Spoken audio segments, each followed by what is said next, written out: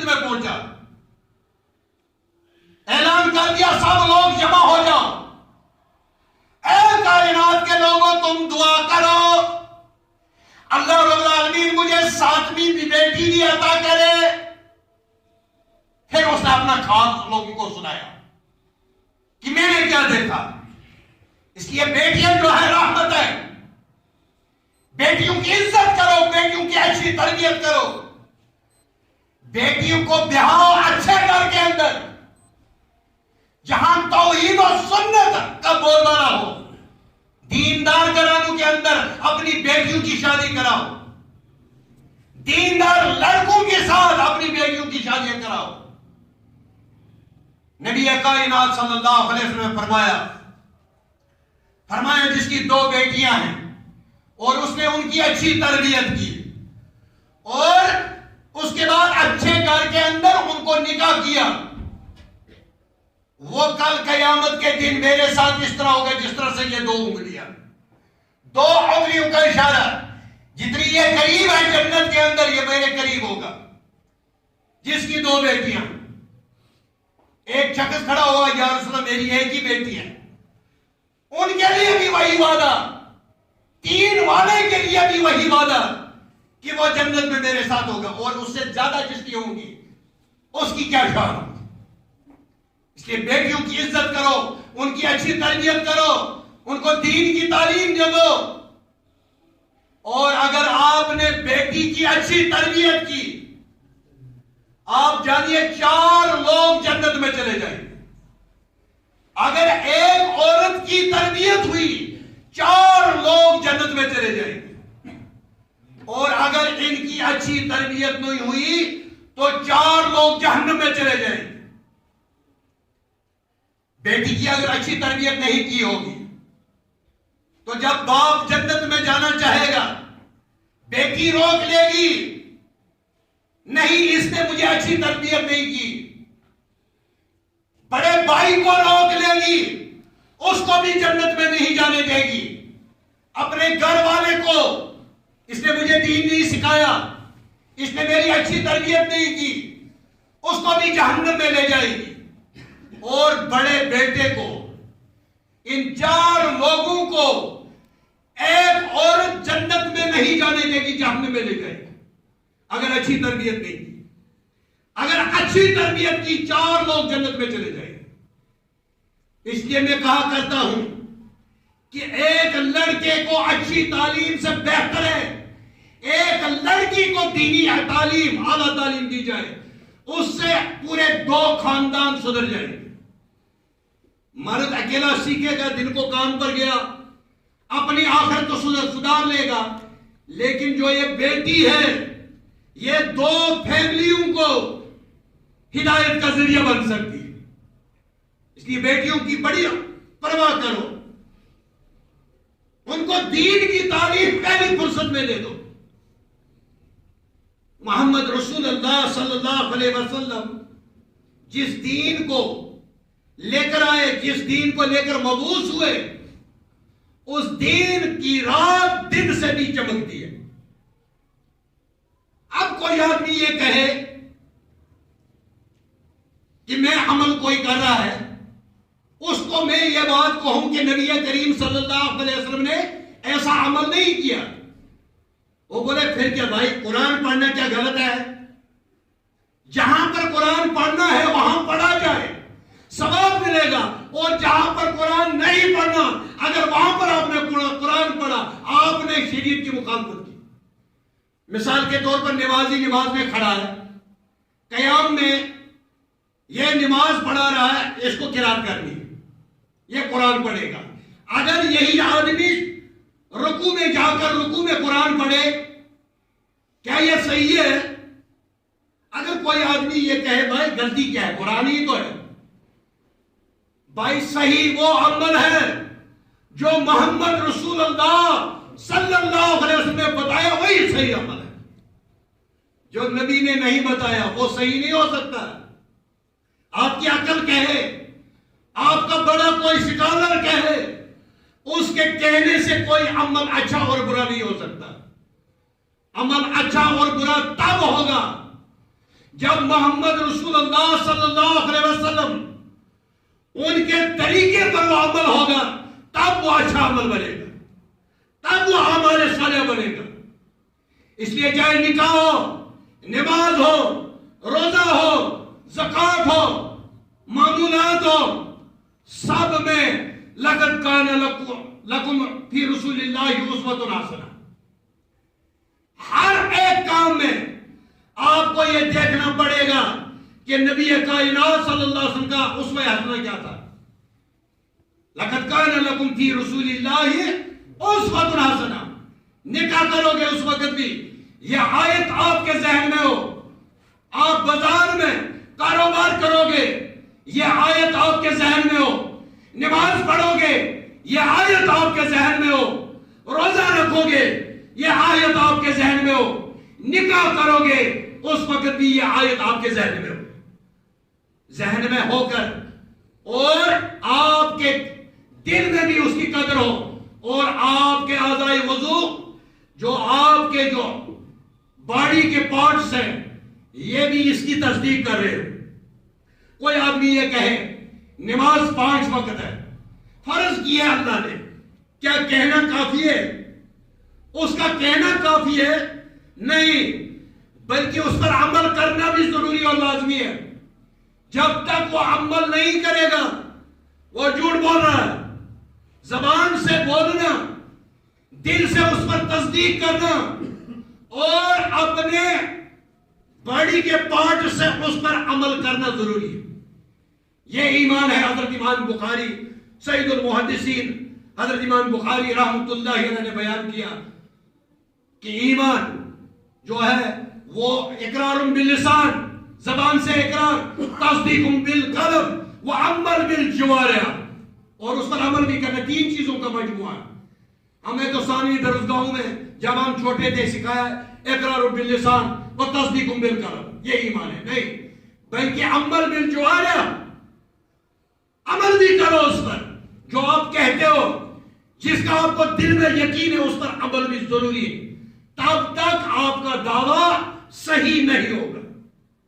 تو میرے بھائیوں، جو نکاح کا موضوع ہم نے شروع کیا تھا اور آپ کو جس معاشرے کے بارے میں پچھلے 3 گزشتہ خطبوں میں آپ کو بتایا تھا کہ اس معاشرے کی کیا حالت ہے، وہ معاشرہ کتنا فتنہ کا شکار ہو چکا ہے، وہ معاشرہ کتنا، وہ سماج کتنا برباد ہو گیا، لیکن اسلام ہمیں یہ سکھاتا ہے معاشرے اپنے کو سدھارو، اپنے ماحول کو ٹھیک کرو اور اس کو کتاب و سنت کے مطابق کر دو، تب جا کر آپ کی دنیا بھی اچھی اور آپ کی آخرت بھی سنور جائے گی۔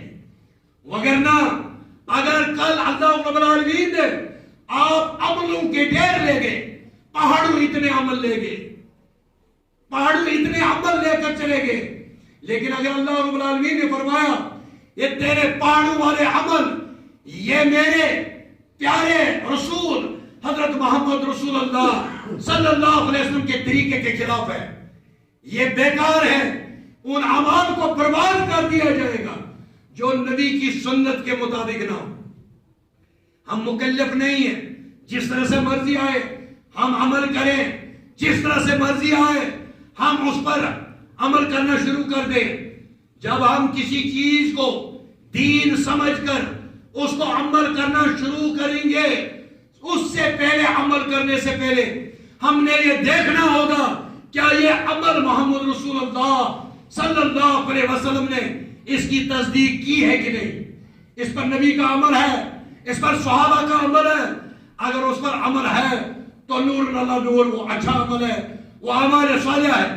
اگر نبی کا عمل اس پر نہیں، اگر نبی کا عمل اس پر نہیں، پھر وہ عمل جو ہے وہ مردود ہے، اس کا کوئی فائدہ نہیں۔ مثال لے لیجئے، اللہ رب العالمین نے جتنے بھی نبی کریم صلی اللہ علیہ وسلم نے ہمیں عیدیں 2 بتائی، 2 عیدیں بتائی ہے نا، چھوٹی عید ہمارے دیسی زبان میں بولتے ہیں چھوٹی عید اور بڑی عید، ان کے احکام موجود ہیں، فقہ کی کتاب میں اس کے احکام موجود ہیں، حدیثوں کی کتابوں میں ان کے احکامات موجود ہیں، کس طرح سے اس بڑے دن کو آپ سیلیبریٹ کرو گے موجود ہے. اب آپ مجھے بتائیے کہ دو پچھلا ایک چلا گیا معراج جس میں اختلاف ہے، یہ پتہ ہی نہیں ہے. علماء کا اختلاف ہے کس مہینے میں ہوا، کس تاریخ کو ہوا، یہ معلوم نہیں. نبی کریم ہم یہ کہتے ہیں، ہم سے جب کوئی پوچھے گا آپ لوگ شب کیوں نہیں مناتے ہو، شعبان میں 15 شعبان جو آج ہے شب کیوں نہیں مناتے ہو، میں اس کو ایک ہی جواب دوں گا، میرے نبی کریم حضرت محمد رسول اللہ صلی اللہ علیہ وسلم نے نہیں منائی، اس لیے میں نہیں منا رہا. اور آپ منا رہے وہ آپ جانو اور آپ کی دلیل جانے. ہمارے پاس یہ دلیل ہے، ہمارے پاس یہ کسوٹی ہے، جو کام نبی نے کیا وہ ہم نے بھی کرنا لازمی ہے، جو نبی نے نہیں کیا ہم وہ کام نہیں کر سکتے. چھوٹی بات. تو محمد رسول اللہ صلی اللہ علیہ وسلم کے آنے سے پہلے جو حالت تھی نکاحوں کی وہ میں نے آپ کو بتا دی. لیکن نبی کریم صلی اللہ علیہ وسلم جب مبعوث ہوئے اس کے بعد وہی طریقہ رائج ہوا جو آج تک ہمارے نکاحوں میں، جہاں پر بھی چھوٹے کا، امیر کا، غریب کا، مولوی کا، عام انسان کا، تاجر کا جب بھی نکاح ہو تو اس کو اسی طریقے سے نکاح کیا جاتا ہے، اس کا نکاح اسی طریقے سے پڑھا جاتا ہے جس طرح سے محمد رسول اللہ صلی اللہ علیہ وسلم ہمیں سکھا کر گئے. اب آپ بتائیے، جو اس میں کچھ آیات، 3 آیات ہم پڑھتے ہیں جو ہر ایک مولوی پڑھتا ہے. اگر کوئی آدمی اس نکاح کے خطبے میں سورہ بقرہ پڑھے، کیا وہ صحیح کر رہا ہے کہ غلط کر رہا ہے؟ وہ غلط کر رہا ہے. ہم اسے کہیں گے نہیں، وہی 3 آیات جو محمد رسول اللہ صلی اللہ علیہ وسلم خطبہ مسنونہ میں ہر خطبے میں جو 3 آیات دہراتے تھے انہی 3 آیات کو پڑھا جائے گا. سورہ بقرہ پڑھنے کی ضرورت نہیں.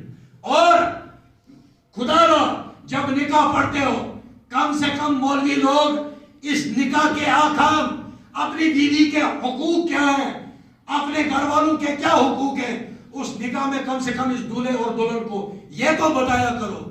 خالی عربی عبارت پڑھ کر وَلَضَّالِّينَ آمین اور چلے جاتے ہو، ایسا مت کرو.